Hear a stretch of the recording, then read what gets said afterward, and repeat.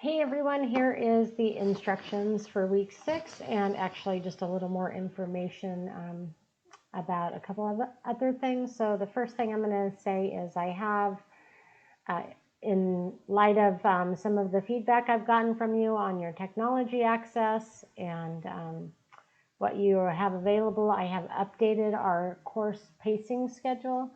So giving you a couple more options for what you can do in terms of moving forward with our technology. So I'm going to just highlight a couple of the things. So it looks like for primarily it's the robotics and really the actual exploring the use of robotics in the classroom yourselves is the one technology that might be impossible for us to facilitate for a couple of students. So I'm actually going to add an option. So in the robotics sections in week 8 and 9, we're going to also have an option of exploring what we call maker spaces. And so if you don't have access to any robots to use for that, you're going to be able to take advantage of exploring, or creating a maker space in your classroom or in your school, and do that as an alternative. So that's the big change, I think, with the probeware and sensors. So some of you do not have access to, for instance, the veneer probes or other more technical sensors that we sometimes use in science labs and demonstrations. But I think you can at least explore some of the lower tech probes and sensors. Like, for instance, many of you would have access to thermometers. You could use your phones. There's actually some sensing capabilities and some apps that provide options for you to use your phone in doing some of these. And so that will be your alternative to actually using some of the more school-based like veneer probes that we have available that you would be exploring if you were on campus or close to campus. So what that means is those of you that are on campus and close to campus will be able to possibly access those if you want to do your study on something that you don't have access to through your school, but you're in the vicinity of Western. We can facilitate a checkout for both the robots and the probe. So we'll be looking at that in the next couple of weeks and having you sign up to check things out if that's your option. So we are to the second half of the term. We've just finished up week 5, so it's gone by fast, and so this just starts with week 6. So again, I have posted that up at the top of our welcoming module, so you have that available to look over as I continue to modify assignments and actually post them and make those available on Canvas. So this week, for week 6, well, let me touch base a little bit on week 5. So week 5, you've started to plan your STEM lessons, and hopefully you're pulling in some of these ideas with the technology that you've been exploring. That was the purpose, and you will be identifying technology to use in this STEM lesson, and so you hopefully got a chance to do a backwards design this week, and I'll give you feedback on those. So moving forward, just to let you know, your first draft lesson plan is going to be due week 7. So we're going to move from the backwards design. I'll give you feedback on that, and then on your STEM units, and then during week 6 and into week 7, you'll be planning at least your first lesson of your unit. That will be 3 lessons, and get that hammered out so I can give you feedback on that. So that's kind of in the background. You're working on that. A couple other things that are coming up this week. So this seems like a very busy week, I think, for you guys, and so please communicate if you need an extension.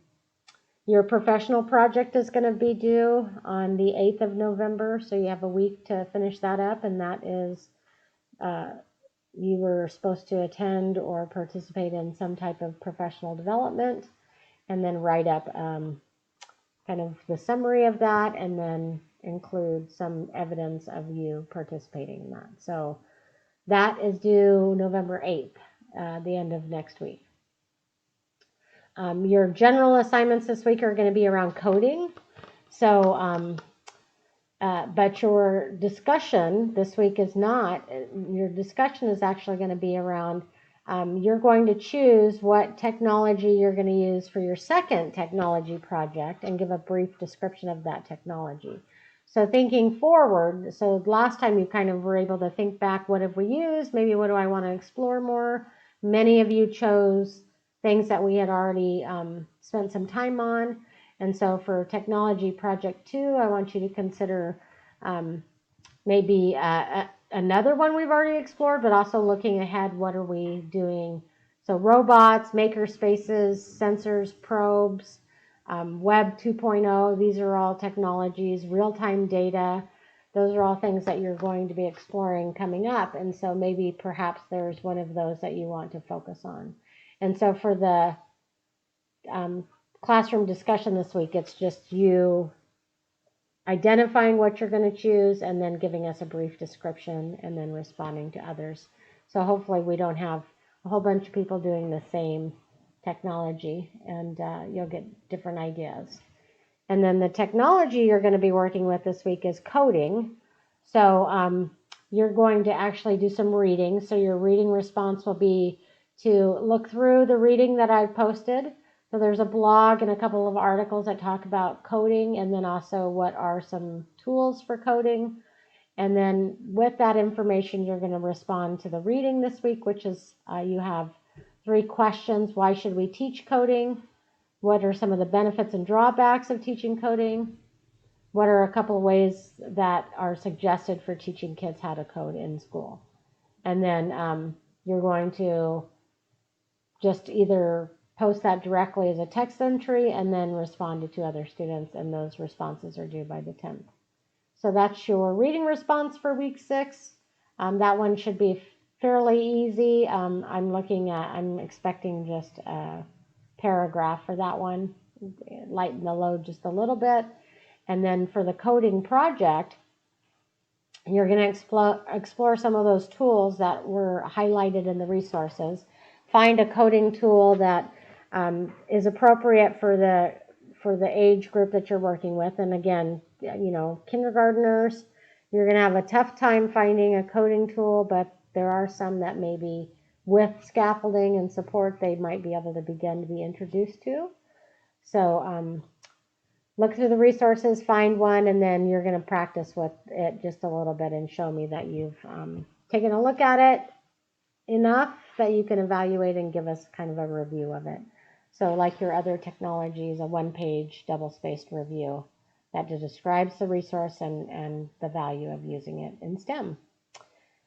So that is the reading response, or the technology project this week, and so that's what you have to look forward to. So hope you have some fun with learning about coding, and I look forward to seeing your backwards design templates as you do your first kind of draft of what you're planning for your STEM units. Please let me know if you have any questions. And again, just a reminder, it's usually about this time if you're struggling. Just to want to point out, I have office hours that you can sign up for. Happy to meet with you on Zoom or just talk on the phone. I don't want you to struggle.